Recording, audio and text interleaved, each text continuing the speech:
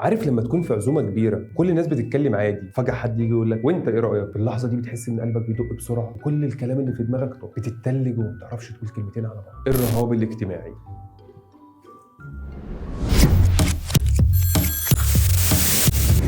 الحاله اللي بتخليك تخاف من حاجه واحده بس، ان الناس تبص عليك. يعني انت لو كنت في ميتنج ومديرك قال لك ايه رايك، بدل ما ترد بثقه تبقى عايز الارض تتشق وتبلع. وده مش معناه انك حد بيتكسف وخلاص، ده خوف حقيقي، والخوف ده بيخليك تتوتر من اي موقف بيخليك مركز اهتمام، سواء المستر سالك سؤال وانت عارف الاجابه لكن الكلام وقتها مش عايز يطلع، او لما تقابل ناس جديده بدل ما تتعرف عليهم بتختار انك تكون الشخص الصامت الهادي، مع ان الحقيقه انت مش عارف تتكلم اصلا. ده حتى كان نفس الطفل اللي في اذاعه المدرسه صوته واطي وكلامه مش مفهوم مع انه كان محضر وحافظ كل حاجه كويس. طب هو ايه اللي بيحصل فعلا؟ جسمك ليه بيتصرف كانه في خطر؟ ضربات قلبك بتزيد اول ما تحس ان كل العيون عليك. كل ده بيبدا من حاجه قديمه حصلت، موقف محرج حصل لك في المدرسه، او حد في البيت اتريق عليك لما عملت حاجه جديده. المواقف دي بتفضل في دماغك ما بتتمسحش بسهوله، ودي بسببها بتفضل خايف تجرب حاجه جديده او حتى تقول رايك لانك دايما متوقع ان الناس هتحكم عليك. بس تعال نفكر شويه، لو قلت حاجه غلط ايه اسوأ حاجه ممكن تحصل؟ الناس هتضحك؟ طب ما يضحك، فكك. والله بيكون معظم اللي قاعدين في نفس القعده نفسهم الدور ما يجيش عليهم. طب ايه الحل؟ طبعا مش الحل انك تفضل تهرب من المواقف اللي زي دي، الحل بيبدا بخطوات صغيره، زي انك تبدا تجرب تتكلم وسط اللمه. مش لازم انت اللي تفتح الموضوع، ممكن بس تضيف حاجه صغيره على الاقل تقول رايك، ومع الوقت هتيجي. صدقني، مش مصدقني طبعا، الكلام ده اتقال لك كتير. فاكر انك عمرك ما هتقدر تتخلص من كل ده. الناس اللي بنشوفهم واثقين من نفسهم دلوقتي